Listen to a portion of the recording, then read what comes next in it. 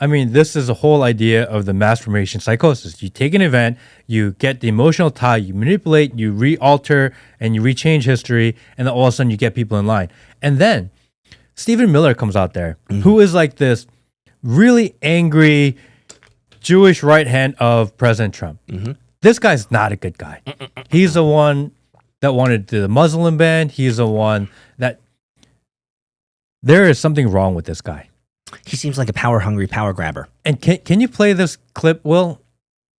Listen to this one. They cannot imagine what they have awakened. They cannot conceive of the army that they have arisen in all of us. Because we stand for what is good, what is virtuous, what is noble.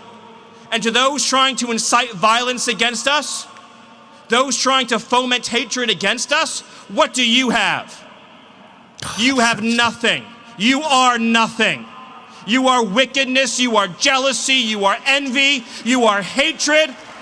You are This is the nothing. Jewish guy, by You the can way. build nothing. You that's can why I'm sick of produce nothing. You can create nothing. It's like he's We are the projecting ones what who he build. We are does. the ones who create. We are the ones who lift up humanity.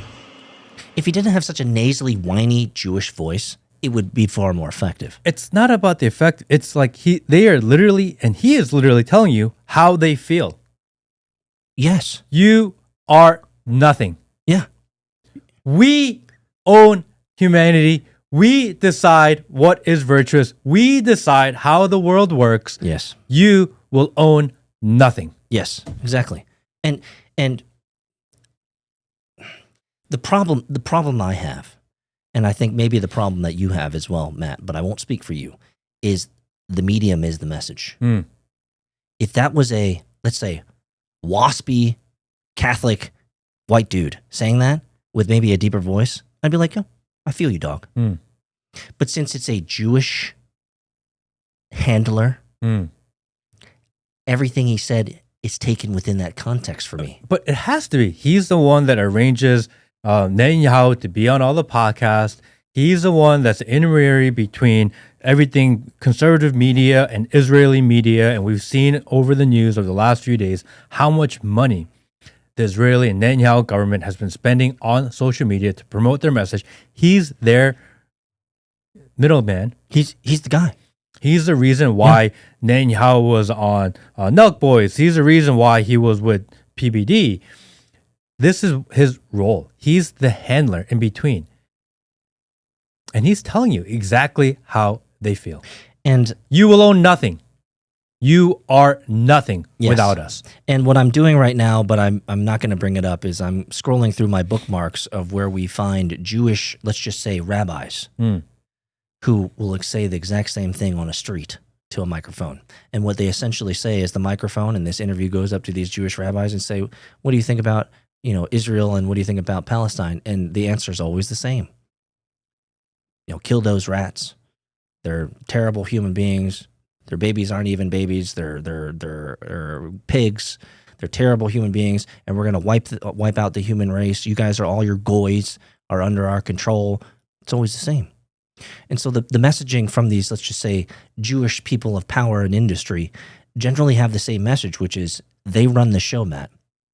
Why is that a common thread? Why is that a common message from this type of species group? Why do you think that's true?